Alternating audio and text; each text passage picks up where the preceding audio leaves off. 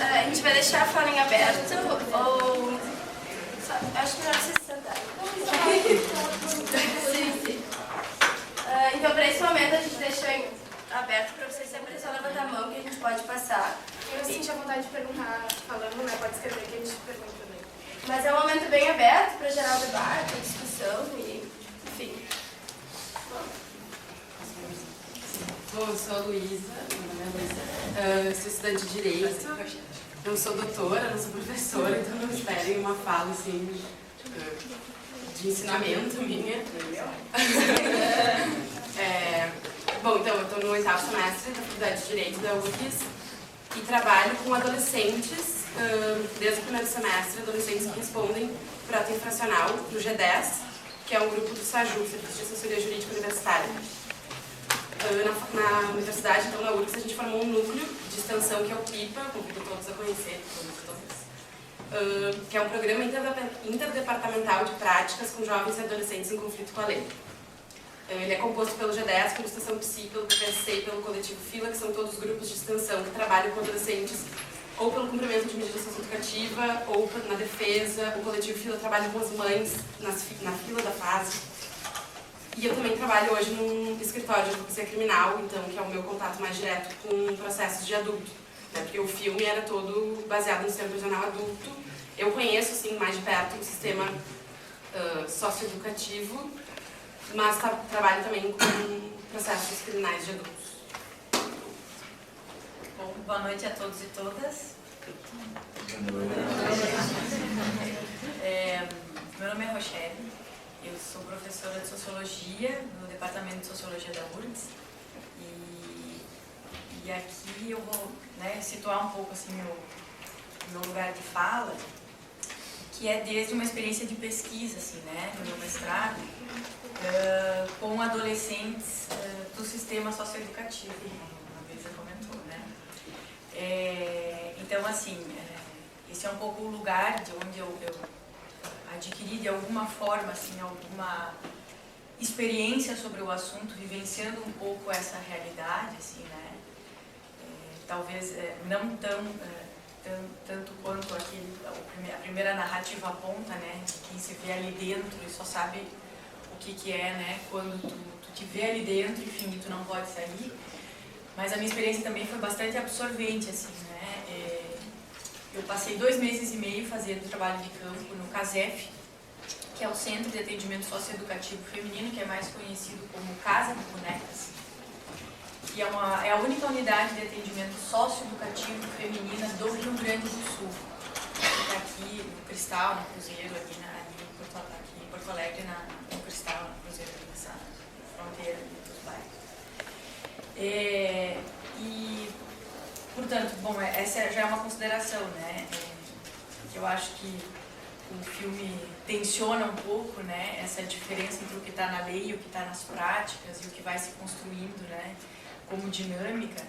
E aí, quando a gente pensa, por exemplo, que só tem uma unidade de atendimento socioeducativo feminino e que a lei estabelece que essas adolescentes ou esses adolescentes não podem ficar distanciados das suas famílias, a gente já vê que, né, esse é um pequeno exemplo, assim, né, dessa situação. Então, quando meninas do interior do estado, por exemplo, cometem um ato infracional e são apreendidas pelo sistema socioeducativo, elas têm que vir aqui para Porto Alegre e, portanto, necessariamente elas ficam distantes da sua família. E aí eu passei 2 meses e meio indo todos os dias para a instituição, eu ia pela manhã e ficava todo dia. Nesse processo, eu fazia tanto entrevistas com as adolescentes, a gente conseguia lá uma sala, né, conseguimos uma sala para conversar com elas, só com a adolescente, né, com cada uma delas. No momento que eu fiz a pesquisa eram 28 adolescentes, eu conversei com todas elas.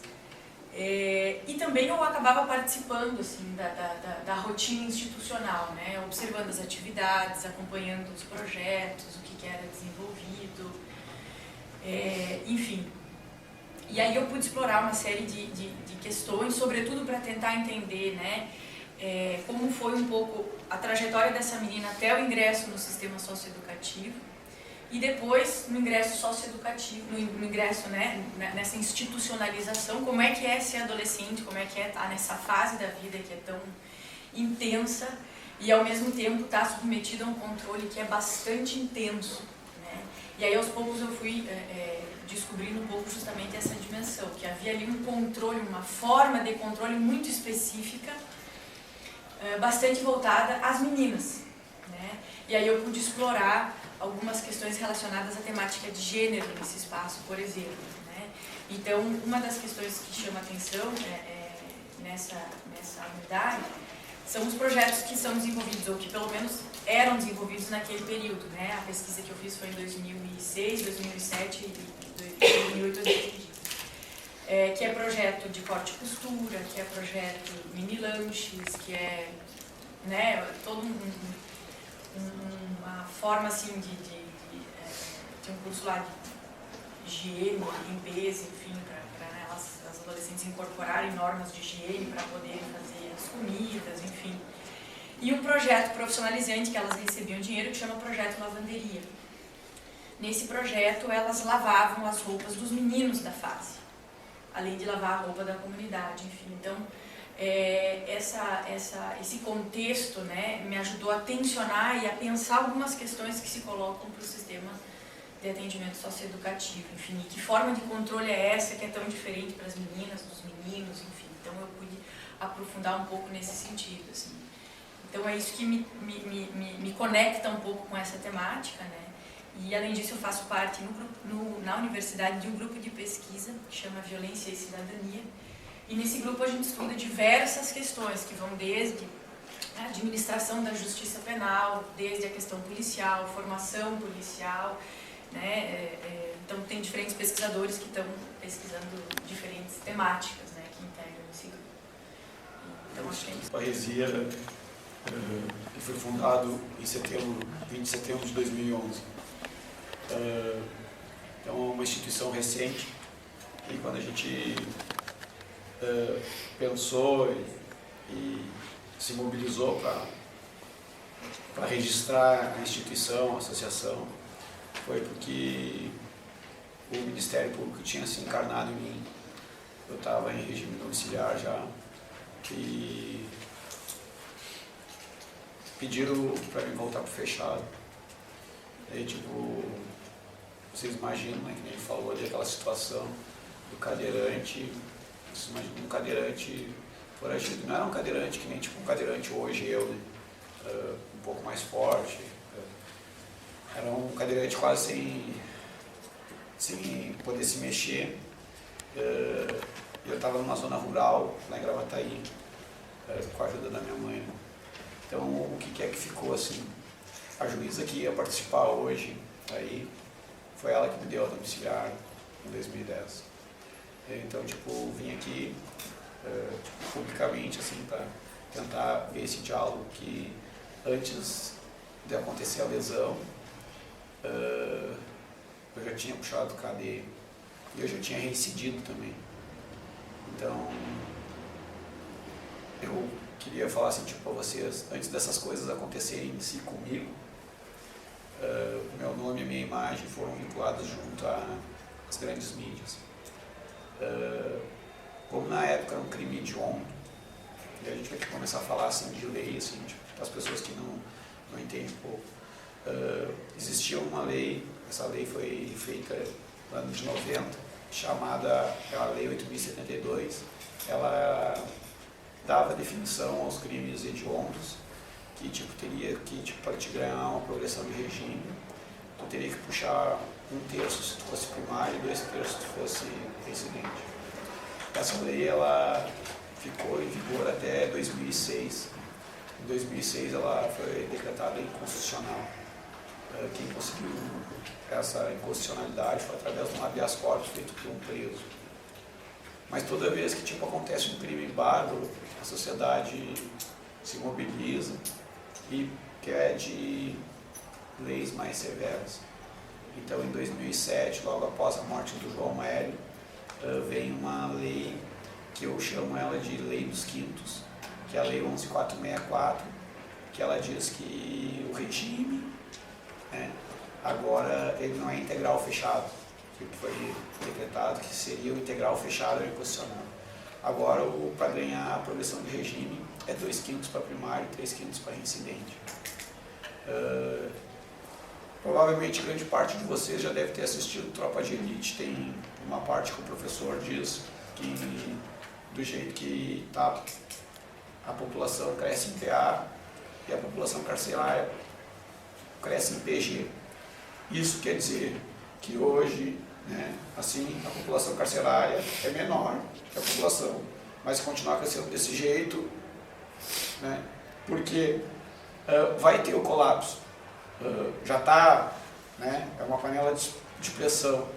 Então tu vai reduzir a maioridade penal e tu vai fazer a grande jogada relacionada a tu privatizar as cadeias. Daí, tipo, tu vai privatizar as cadeias, tu vai precisar de mais grana, os caras vão investir, vão contratar pessoas para trabalhar ali dentro e todo mundo vai ficar contente, né? Isso, no caso, se acontecer isso, o que vai estar acontecendo, grande parte daquela exploração ali é mão de obra, escravo, que vai estar ali dentro. E quem vai estar sendo escravizado praticamente é o povo brasileiro. Eu coloco isso assim, tipo, para vocês, que tipo, eu tinha que sair de dentro do sistema prisional e a forma de eu bater de frente com ele foi me institucionalizar para, tipo, de alguma forma, a parresia, que significa liberdade de expressão em grego, representar não só a minha situação em si particular, mas a situação de inúmeros casos semelhantes ao meu. Então, a gente é solidário, tipo, às vítimas da violência. Eu acho que existe uma lei no Estado, que é a Lei 11.314, a gente trabalha ela, a gente quer a isonomia dela, e ela não é isonômica, ela dá direito ao filho do brigadiano, mas o filho do meu camarada que foi tirado de dentro do táxi ali, tipo, foi assassinado, não tem direito nenhum. Então, a gente vê 2 pesos, 2 medidas, e eu acho que eu já falei bastante coisa, né? E só quero dizer para vocês, eu também rodei no estado, nas penitenciárias, antes de eu ficar na lesão, e lá dentro eu era um cara que busquei, assim, tipo, sempre tentar buscar o conhecimento e o entendimento relacionado às leis. E isso foi uma coisa muito chocante para mim, porque até então eu era uma pessoa alienada em relação de direitos, e lá eu comecei a ler e daí eu via que a lei diz isso, mas ela não é executada daquela maneira, né? Então, tipo, a gente começar a fazer vários recursos, um vai aprendendo com o outro, e isso é passado, assim, né? Vamos supor, se eu já vou ganhar progressão de regime, provavelmente já tem um outro que já está em formação, ou já chegou um outro cara que já manja alguma coisa, e tipo, a gente faz grande parte de recursos e pedidos, o que, tipo, nos últimos tempos estava sendo assim, se desrespeitado, porque a VEC não aceitava mais os pedidos feitos em papel, escrito à mão, coisas assim, que tipo, diz a própria lei que isso é válido. Então, né, é isso aí por enquanto, se alguém quiser falar alguma coisa. Eu vou falar então, porque eu só me apresentei, assim, quando a Lu me chamou, enfim, o documentário Sem Pena não é sobre o sistema socioeducativo, é sobre o sistema adulto, mas eu acho que o grande debate agora, a grande discussão é sobre a redução da maioridade penal, assim, então dá pra facilmente fazer esse link, assim, dessa discussão, bom, enfim, a gente viu como é o sistema, assim, e pensar se a gente realmente quer mandar esses adolescentes, esses jovens para esse lugar, assim. Eu não sou uma grande defensora do sistema socioeducativo, principalmente da medida de internação, porque, enfim, eu não acredito na medida de internação como potência de mudança da vida daquele jovem, assim. Mas existe hoje uma política pública que cuida das medidas socioeducativas em meio aberto. Essas medidas socioeducativas em meio aberto, elas são ligadas ao SUAS, que é o Sistema Único de Assistência Social, tipo o SUS, só que da assistência. E é uma política muito nova no Brasil. O ECA, é o Estatuto da Criança e Adolescente, também é uma lei nova, tem 25 anos somente, e ela é reconhecida, principalmente no contexto da América Latina, como uma lei muito importante, assim, uma lei de mudança de paradigma. Antes, o adolescente e a criança eram tratados pelo Estado brasileiro como menor, né? É o menor. Hoje a gente não chama mais de menor. O termo menor é um termo errado. Se fala adolescente e criança. A criança até os 12 anos, dos 12 aos 18 são adolescentes. E aí com o ECA se quebra esse paradigma da situação irregular e se passa a ter a proteção integral. Proteção integral. E doutrina da proteção integral, isso. E que é justamente pensar essa criança, esse adolescente como um sujeito de direito e não mais como simplesmente um objeto, né, que o adulto manda, vai pra cá, vai pra lá, faz isso, faz aquilo. Então pensar nesse adolescente como um sujeito de direito, um sujeito também que tem vontades, que tem desejos, enfim. E eu acho que quando a gente fala sobre redução da maioridade penal, a gente diz não a essa política pública. Uma política pública que é muito colocada de lado, assim, são profissionais muito mal remunerados, então os CREAs, que são quem executam as medidas, tem um profissional para executar medidas socioeducativas de muitos adolescentes, né? Eu falo isso porque o PPSC é um programa de prestação de serviço à comunidade que tem dentro da URGS, que é um local que a gente pensa a medida socioeducativa muito importante, assim, um local diferenciado de medida socioeducativa, e a gente vê o quanto ele pode ser uma potência na vida daquele jovem. E quando a gente pensa a redução da maioridade penal, a gente diz não para essa política pública, né? Então a gente pode escolher, na verdade, fazer uma escolha, a gente pode escolher esse jovem, passar a olhar para esse jovem a partir do não e da redução da maioridade penal, ou a partir do sim das políticas públicas, enfim. E é isso, assim, acho que esse debate também ele esconde um outro debate, que é a mortalidade juvenil, né? O mapa da violência mostra o crescimento da mortalidade juvenil no Brasil, assim, uma crescente. Se morre muito jovem hoje, muitos jovens no Brasil morrem hoje, 77% deles são negros, então a gente fala de pessoas bem específicas, de uma classe bem específica, né?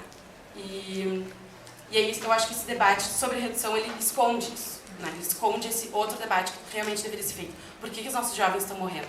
Por que eles estão se matando? Porque não é só a polícia que mata eles também se matam entre si, né? Então esse debate ele é um pouco... E ao mesmo tempo, pensando num Brasil da redemocratização, num Brasil que vem aumentando renda, né? As famílias vêm saindo da linha da miséria, mas ao mesmo tempo a gente vem tendo uma violência muito crescente. E não se trata de dizer... de defender a violência, de maneira nenhuma. Todos queremos que a violência diminua, mas será que é encarcerando mais? Enfim, como mostrou também no vídeo, né, a terceira maior população carcerária do mundo, e a nossa violência não diminui. Então, será que a gente está jogando com as ferramentas certas? Bom, e aí eu acho que, com relação ao filme, assim, né, a minha ideia era só tocar algumas questões que me pareceram mais sensíveis, pelo menos ao meu olhar, assim, né? Eu acho que se nós pegássemos cada narrativa em si, ela traz muito elemento para a gente poder refletir. Então, a minha ideia é só pontuar algumas questões que me pareceram interessantes, assim, para fomentar mesmo o debate, porque eu acho que o que faz sentido é a gente poder trocar, enfim, as impressões que teve, né?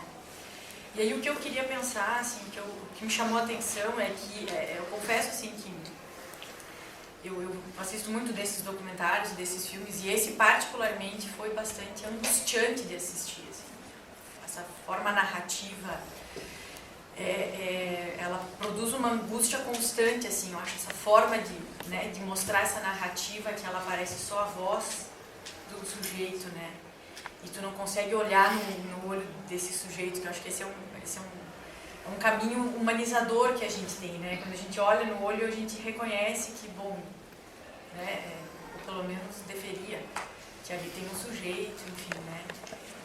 E por mais que haja muitas diferenças, né?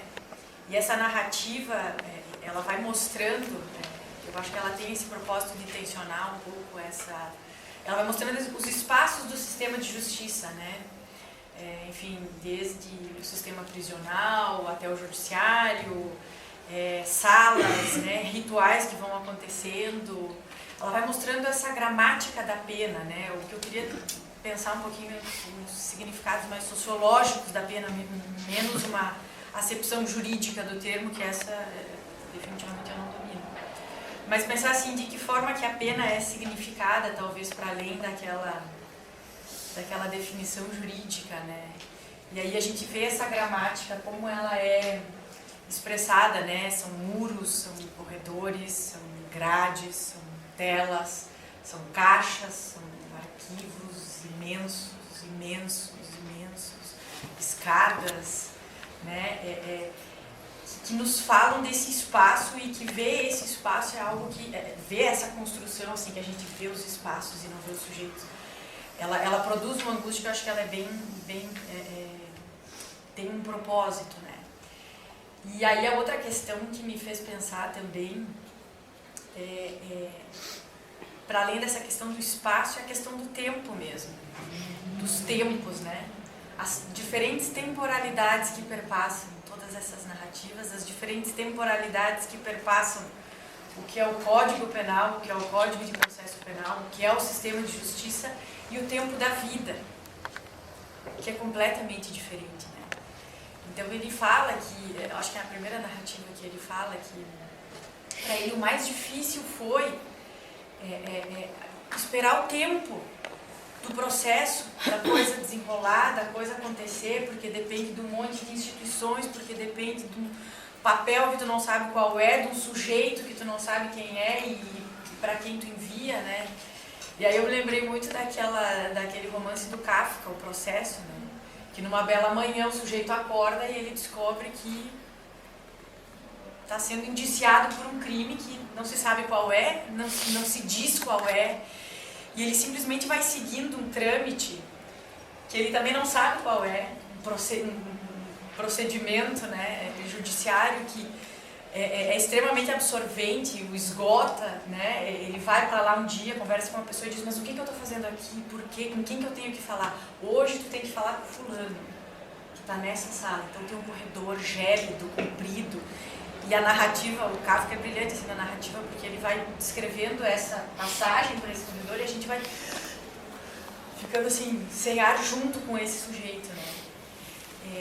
E quando ele narra, né, aquele primeiro relato é um pouco isso, como é que eu vim parar aqui, daqui a pouco tem duas pessoas me reconhecendo por um negócio, entende? Quer dizer, é algo que assim, parece não ter uma racionalidade, né, mas na verdade parece que tem. E aí um pouco essa questão do tempo, né, como que o tempo é contado dentro dessa narrativa do sistema de justiça criminal mesmo, né, e como que é o tempo da vida, quer dizer, será que o que significa eu cumprir 5 anos? Que tempo é esse, né, para a vida do sujeito? O que significa eu cumprir 2? O que significa eu cumprir 10, 20? Mas será que essa medida de tempo é a mesma que o sujeito está sentindo lá dentro, né? Pelas diferentes perspectivas, porque o espaço também é uma pena, o tempo é uma pena, né? Quer dizer, eu acho que há vários significados ali para a pena que estão para além de uma definição mais estrita, talvez jurídica, e que se colocam como pena, quer dizer, aquela situação da visita. A pessoa chega às 6 da manhã, ela consegue ver, né? Quer dizer, tá junto com uma pessoa só às 3 da tarde, ela vai conseguir ficar 2 horas junto. É outro tempo também, né? Então eu acho que ele faz pensar, né, nesses diferentes significados que bem essa ideia de pena vai sendo produzida nas diferentes narrativas, né, dessa angústia, né, produzida pelo espaço, pelo tempo, pelas próprias relações violentas, enfim, né, e desse não saber quando é que vai ser, essa situação dos presos provisórios, por exemplo, que muitos não precisariam estar ali, não deveriam estar ali legalmente, inclusive. Isso também como uma pena, né.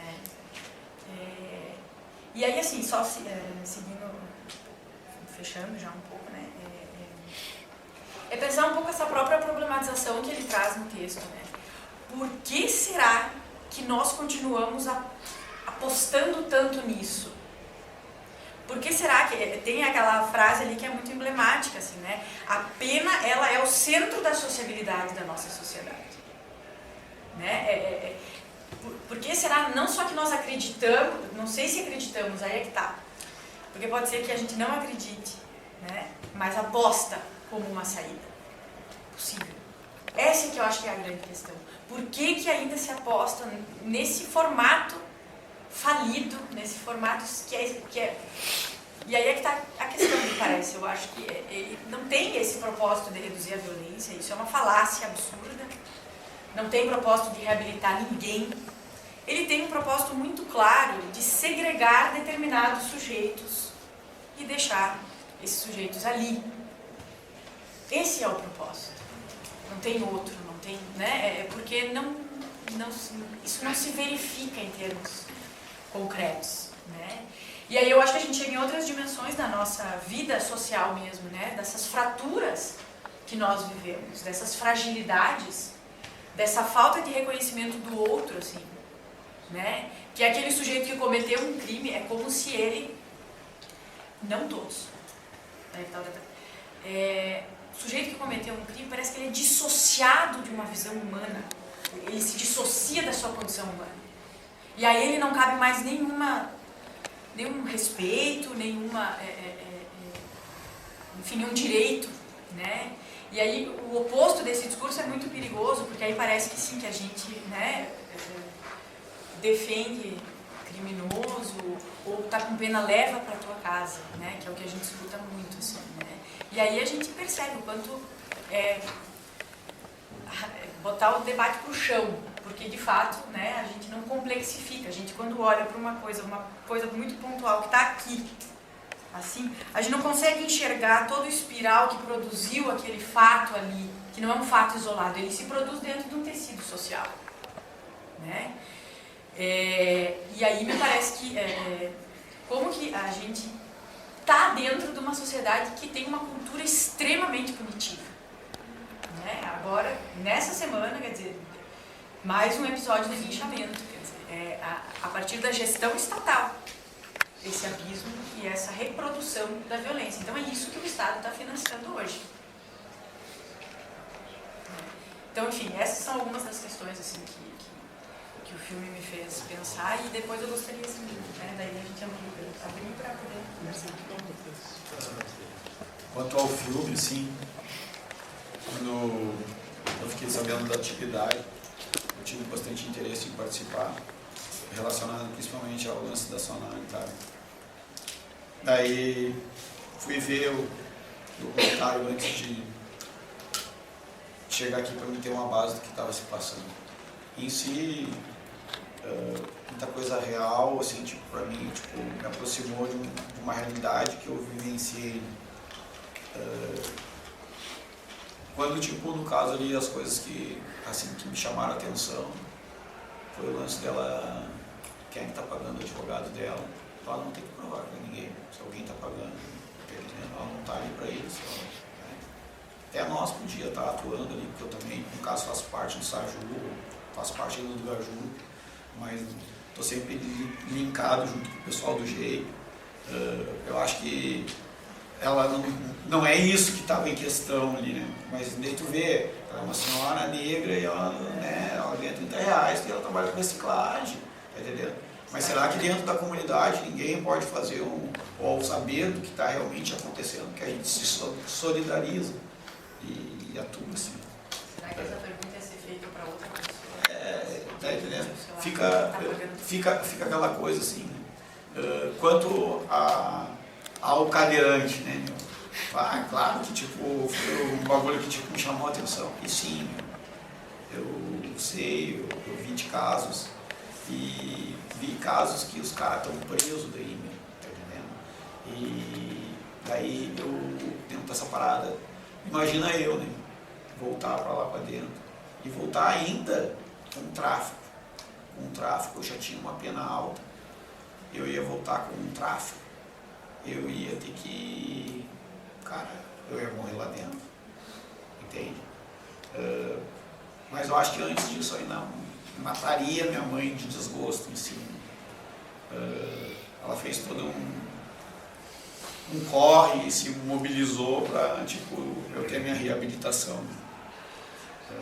Então, o que fica assim, ano passado, depois de 4 anos em regime domiciliar, o Ministério Público resolveu se encarnar em mim de novo e me pediu um monitoramento eletrônico.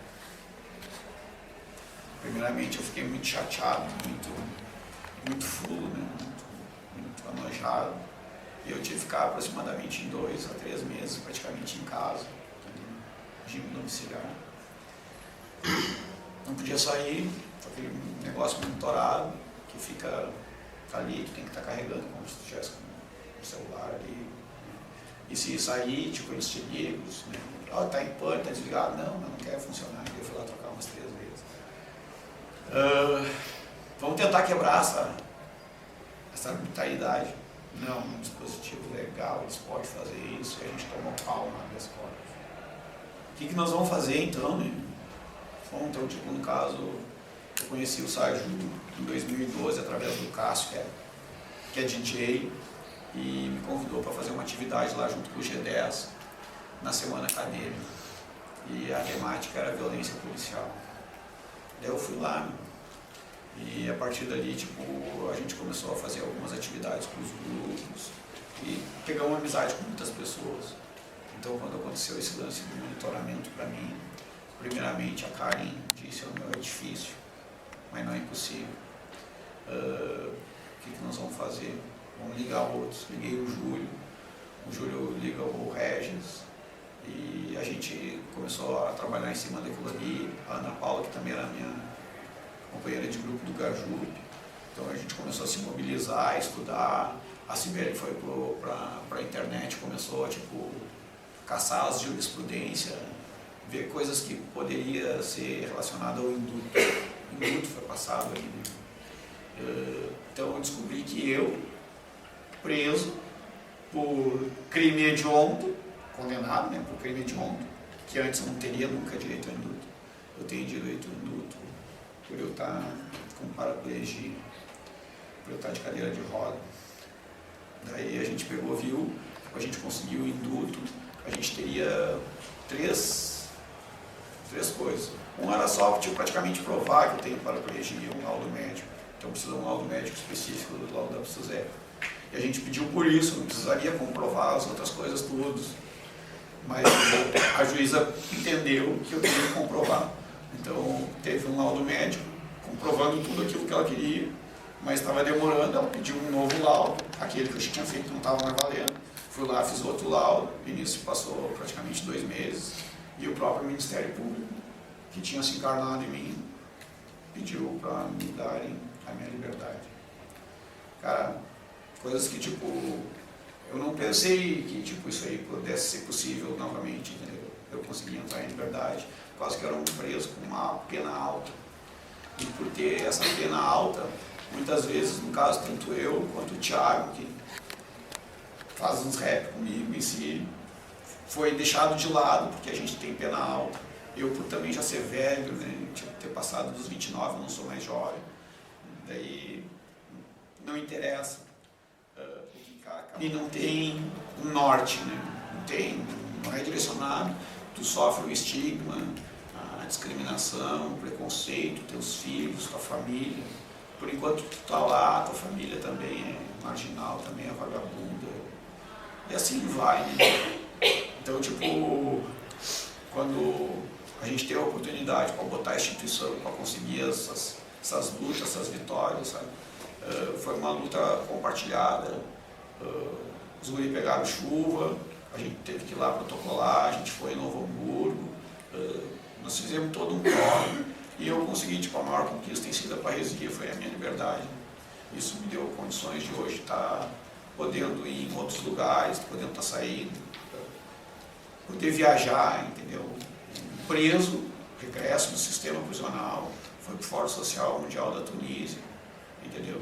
Para levar o meu projeto cultural, que seria a Batalha da Escrita, que é onde eu retrato, desde a época de 99, 2000, até os dias de hoje, essa nossa batalha com as grandes mídias e com o Estado. Então, quando a gente teve a ideia, né, e pensou um nome, a gente pensou um nome que é um nome forte, parresia, é difícil de escrever, é complicado de falar, as pessoas se atrapalham nos R, no H ali, mas né, é parresia, liberdade de expressão. Mas não adiantava só ser liberdade de expressão, tem que ser liberdade de expressão pela alguma coisa, né? Daí eu tive acesso pelos livros, né? A palavra erga omnes me chamou a atenção. Erga omnes, no caso, é um termo do latim, que ele também é duro. Ele serve para todos ou contra todos. Então, no caso da parresia, o nome dela é Instituto Parresia Erga Omnes. Liberdade de expressão para todos ou contra todos que estiverem com nós. Então a gente montou uma rádio web para botar os nossos rap para tocar, para botar os nossos familiares para falar, porque os nossos familiares não têm voz em grandes mídias. Então, tipo, a gente tem essa preocupação. E eu hoje, dentro do Estado, sou conselheiro da juventude, faço parte do Conjuve ali, na parte de comunicação, que pode não funcionar muito bem, mas a minha parte eu faço. E o que a gente tem, assim, por meta, né? Tentar passar o conhecimento. E o conhecimento, às vezes, ele pode ser passado através de uma cultura, de uma educação em direitos humanos, porque a parresia não foi fundada em 2011.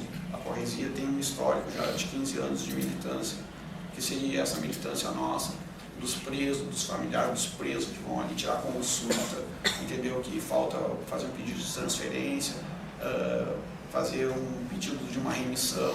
E as remissão, cara, as remissão é uma zarriada, porque tipo, por mais que o cara trabalhe, o carcereiro vem ali, te anoja, te dá um PAD, tu perde a tua remissão. E foi isso, entende? E isso é comigo, é com qualquer um, e é assim. O sistema carcerário está ruim, está superlotado, está pior que há 15 anos atrás, e a tendência é só piorar. Porque, tipo, tu só larga as pessoas lá e tu não dá nenhuma assistência, nenhum direito. Não tem os material de higiene que tem que levar essa familiar, entendeu? Os familiares são desrespeitados. E é isso, e tem aquela ideia de quanto mais... mas deixa lá, deixa sofrer. E tem gente, assim, que tipo, passou por lá e passa vários tempos que é inocente. Eu não sou nenhum santo, mas eu fui acusado e indiciado de um duplo homicídio. Eu não tive direito de contraditório, ampla defesa e direito de resposta. Eu tive que foragir por causa que era um crime hediondo, eu não queria ficar naquele lugar. E quando eu fui pego, o processo já estava todo formado, todo armado. A minha advogada, que era uma advogada que já foi professora de universidade, ela disse que ela não tinha condições de continuar no caso. E eu fiquei com uma mão na frente e outra atrás. Minha mãe foi ali, ela e minha avó correram um advogado, que a primeira coisa que eles fazem é assinar um contrato para tirar o dinheiro do cara por vários meses. Aquele advogado foi a pessoa, acho que mais nos prejudicou em si, porque ele perdeu o prazo. Os recursos deles eram de uma folha o meu nome, na outra o nome dele, na outra do juiz. Não dá para fazer um habeas corpus assim. Então, tipo, por mais que eu seja um pouco diferente da grande parte das pessoas que estão presas, porque eu já tinha segundo grau, eu fiz vestibular e eu passei lá de dentro. E nunca consegui cursar, porque eu não tinha lapso, eu tinha que esperar o tempo passar. E o lapso demora, quando a cadeia é longa, o lapso demora. E demorou bastante, demorou 8 anos e 10 meses para eu conseguir botar meu pé na rua. E quando eu botei meu pé dentro do semiaberto, o destino fez com que eu fosse para uma porta, eu poderia ter ido para outra. Naquela porta eu tinha desavença com o grupo. Eu não pude ficar no semiaberto, eu tive que foragir. 2 meses depois eu caí, eu estava preso de novo. Central lotado. Terceira do F, por causa que a primeira do B estava interditada, não podia mais ter gente. Então eu vou lá para a terceira do F, que vocês devem conhecer, os balas na cara. Eu não sou de facção nenhuma, mas puxei já há bastante tempo, então fiquei ali uns dias, já sabia como é que funcionava o sistema em si, né? Então consegui a minha transferência para a PEG em 17 dias. 9 meses depois eu consegui uma provisória e fui para o semiaberto de novo. Só que dessa vez eu não queria ficar mais no semiaberto, porque em 2009 eu tinha autorização de passeio e para estudar. eu não pude fazer isso. Em 2010, eu preso, cheio de cadeia, vou ficar no semiaberto para qualquer coisa que acontecer, eu voltar para o regime fechado de novo. Não deu foragido. 2 meses depois, mais ou menos, 63 dias depois, eu fui atingido pelas costas. E esse projétil me deixou paraplégico. Foi difícil o início, mas foi essa bala, foi esse projétil que me deu um outro caminho, porque senão com certeza eu não ia parar. Ou eu ia morrer, ou eu ia estar preso. Como eu cheguei a ficar. Mas a situação do sistema prisional não atender, não dá condições de uma pessoa que tenha dificuldade, tenha um problema de saúde relacionado à deficiência física.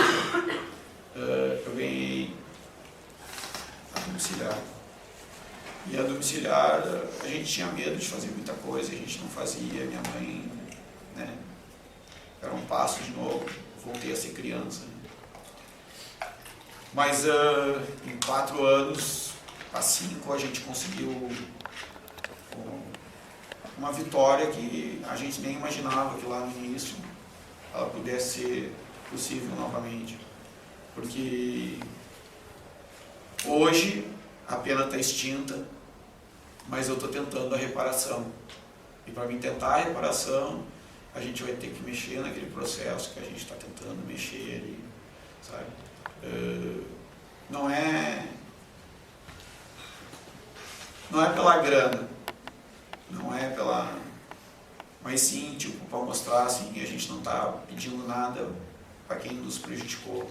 A gente não está pedindo nada para a RBS, porque a gente tem a nossa própria mídia.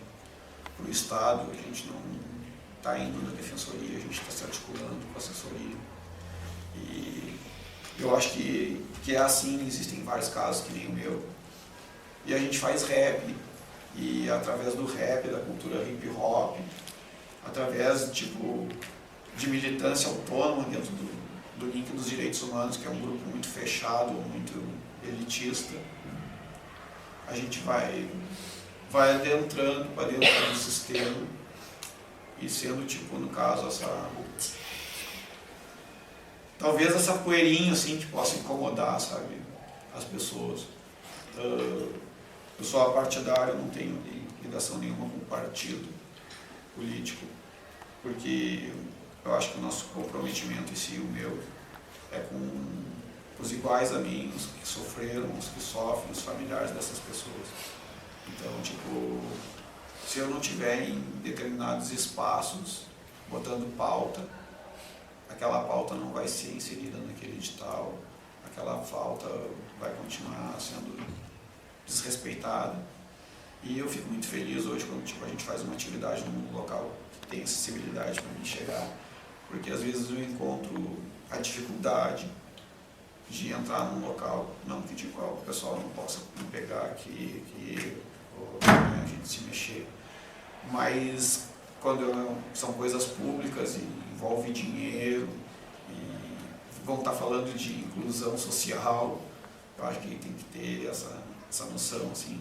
Isso aí aconteceu ali no IRB, que é o Instituto dos Arquitetos do Brasil, ali eles são um ponto de cultura, fizeram uma atividade para falar de inclusão e ali é um local inacessível, eu tinha ficado lá de fora. Então, a gente viu ali, eu achei muito real em si, e eu vou deixar como tipo, sugestão para vocês, que vocês vejam O Prisioneiro da Grade de Ferro, que é um documentário feito pelos próprios presos, que eles se filmaram.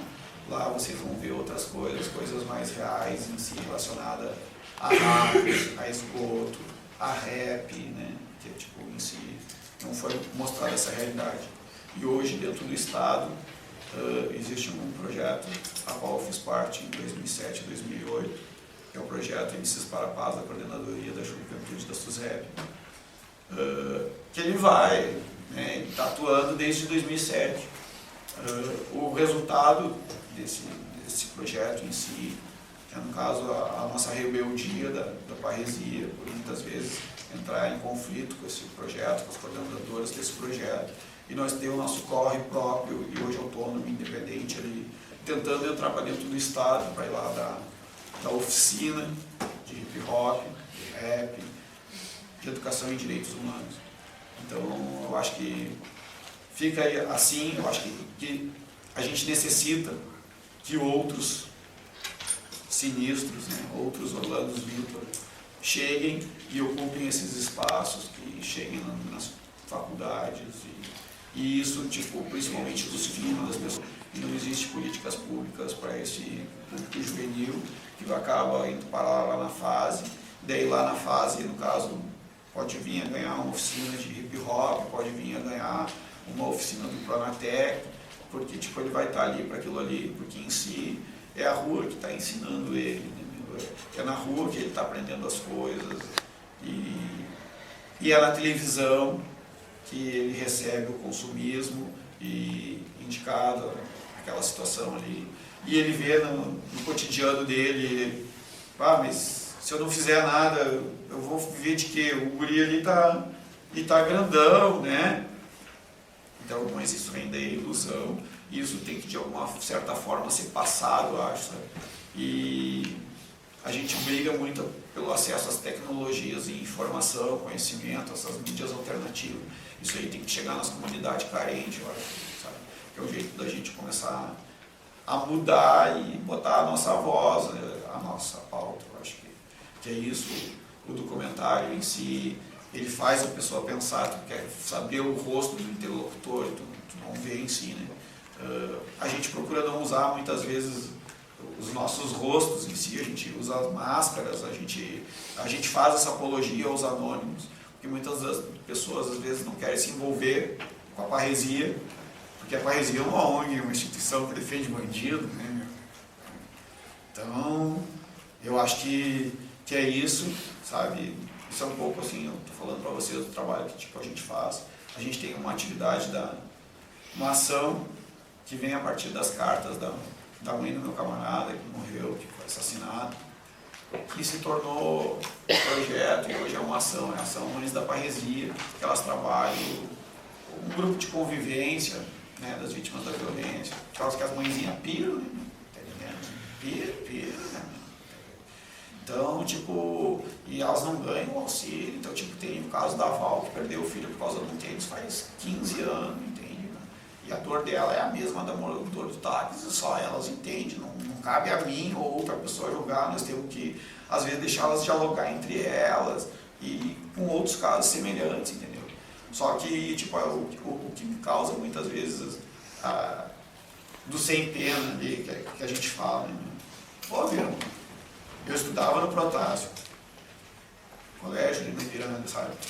Essa semana apareceu na mídia e a aula foi na rua, as pintas foram ali, testaram na Ipiranga, legal, muito massa, mas era um menino branco,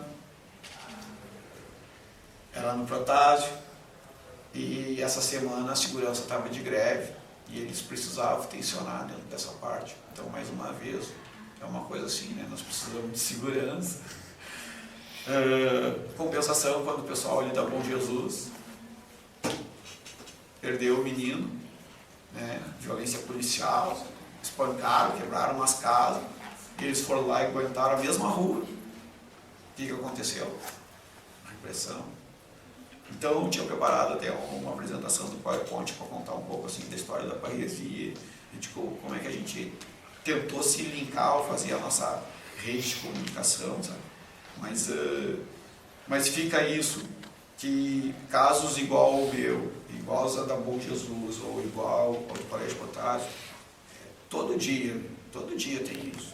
E isso, no caso, muitas vezes eles vão ficar tensionando ali, porque eles não têm outra coisa para passar. E por enquanto eles estão tensionando com aquilo ali, você pode ter certeza que eles estão fazendo uma artimanha ali pelo outro lado, tá entendendo? Para conseguir uma outra fita que envolva muito dinheiro e eles consigam encher bastante o bolso deles. Então,